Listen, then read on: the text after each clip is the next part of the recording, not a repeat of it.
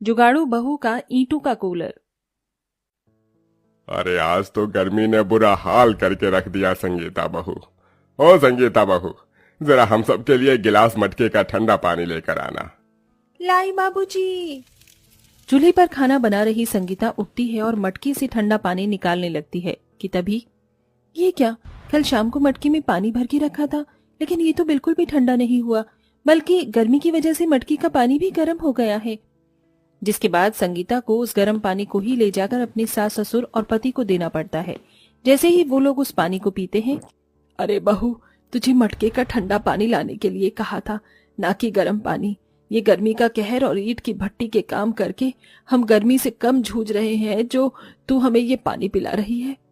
क्या करूं माँ जी, मैं तो मटके में पानी ठंडा होने के लिए ही रख कर आई थी, लेकिन सारा का सारा पानी गर्मी की वजह से गर्म हो गया। ये गर्मी ना हो गई हम गरीबों के लिए तो आजाब हो गया। न जाने ये गर्मी का मौसम आता ही क्यों है। अपने पति और सास ससुर की बात सुन संगीता को उनके लिए काफी बुरा लगता है, जिसके बाद वो सभी ना चाहते हुए भी उस गर्म पानी को पी लेते हैं। ऐसे ही शाम होती है और हर रोज की तरह संगीता अपने घर के आंगन में लगे पौधों को पानी दे रही होती है। संगीता के आंगन में ढेर सारे पौधे, घास थी। संगीता सबको पानी दे ही रही होती है कि तभी वो देखती है, ये क्या, इतनी गर्मी हो रही है, लेकिन फिर भी ये सारी घास और इसकी मिट्टी इतनी ठंडी है। अरे हाँ, जब मैं छोटी थी तो मेरी टीचर ने कहा था कि जमीन के अंदर की मिट्टी हमेशा ठंडी ही रहती है। अगर मैं इनकी मदद से पानी को ठंडा रख पाई तो मेरे परिवार वाले भी इस गर्मी में ठंडा पानी पी सकते हैं।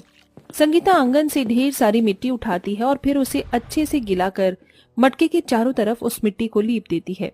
साथ ही साथ उसके ऊपर ढेर सारी घास लगाकर बाहर से पानी की छींटे मारकर अंदर पानी भर देती है और सिर्फ कुछ ही घंटे में मटके का पानी बिल्कुल फ्रिज के पानी जितना ठंडा हो जाता है।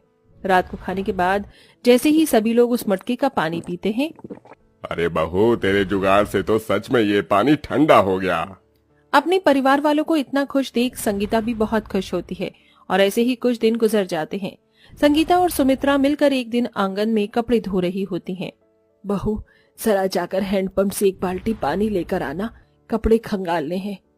संगीता जैसे ही हैंडपंप चलाकर पानी भरने लगती है तो उस हैंडपंप में से ठंडे पानी की जगह गर्म पानी निकलने लगता है, जिसे देख गर्मी की वजह से हैंडपंप से भी गर्म पानी आ रहा है।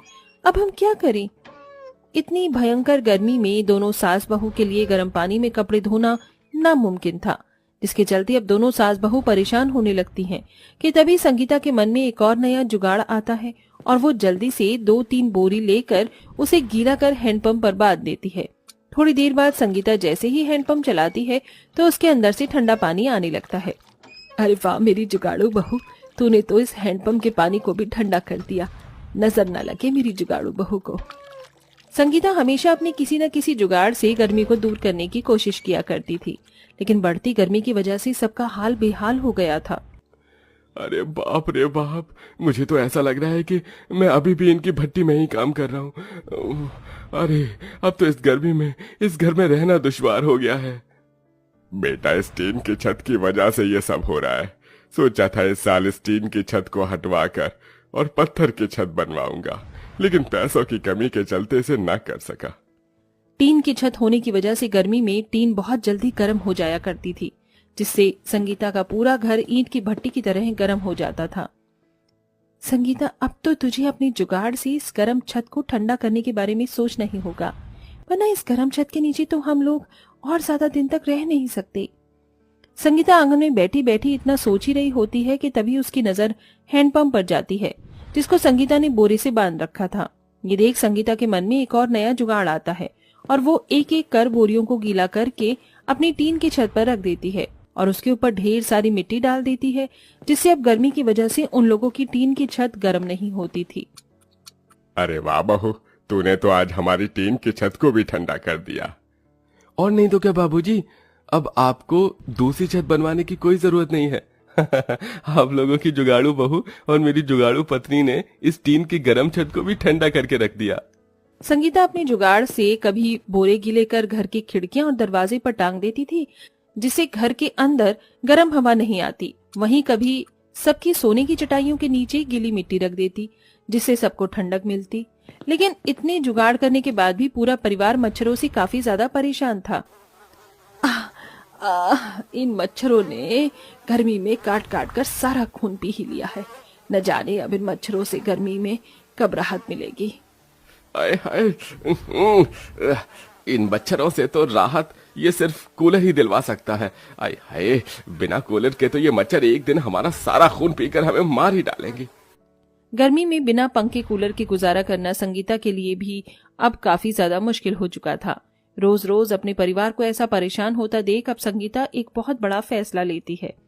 अगर आप और बाबूजी इस उम्र में पवन जी के साथ ईंट की भट्टी में काम करके घर का गुजारा चला सकते हैं तो मैं काम क्यों नहीं कर सकती। बहू, ईंट की भट्टी में काम करना आसान नहीं है। तुझे पता है वहां कितनी गर्मी होती है। मैं ईंट की भट्टी में काम करके जल्द से जल्द पैसे जोड़ना चाहती हूँ ताकि मैं सबके लिए कूलर ला सकूं। इसलिए आप लोग प्लीज मुझे काम करने दीजिए।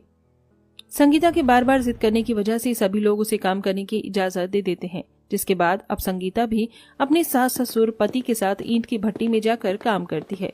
ईंट की भट्टी की गर्मी की वजह से कभी संगीता का हाथ जल जाता तो कभी उसके हाथ पैरों पर छाले पड़ जाते हैं, लेकिन संगीता मेहनत करना नहीं छोड़ती।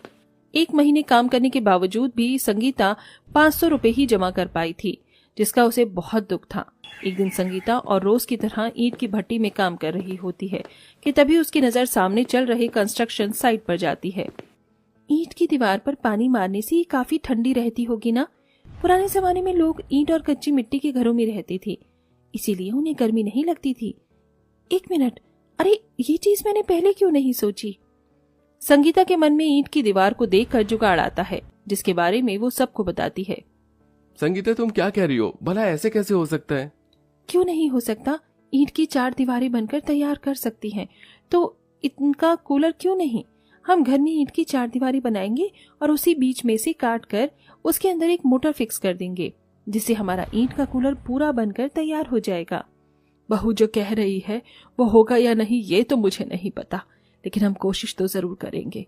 क्या पता बहू की इस जुगाड़ और हमारी कोशिश से हमें गर्मी से छुटकारा मिल जाए। सुमित्रा और संगीता की बात सुन पवन और रघु इस बात के लिए मान जाते हैं, जिसके बाद अब संगीता सबके साथ मिलकर ईंट की मदद से कूलर के आकार का ढांचा तैयार करती है और उसके अंदर मोटर लगाकर उसकी चारों तरफ गीली मिट्टी और घास एक कपड़े की मदद से बांध देती है और उस पर पानी छिड़क देती है, जिससे जैसे ही अब वो लोग प्लग लगाकर बटन चालू करते हैं तो उस ईंट के कूलर के अंदर से बिल्कुल ठंडी ठंडी हवा आती है। बहू, इस ईंट के कूलर के अंदर से तो बिल्कुल असली कूलर की ठंडी ठंडी हवा आ रही है। हाँ माँ जी, और हमें तो इसके अंदर पानी भरने की भी जरूरत नहीं है। हम बस इसकी दीवारों को गीला कर देंगे और ये ठंडी हवा देंगी। आज तो सच में मेरी जुगाड़ू बहू ने कमाल कर दिया। मेरी तो भगवान से यही प्रार्थना है कि हर जन्म में मुझे तेरी जैसी जुगाड़ू बहू मिले।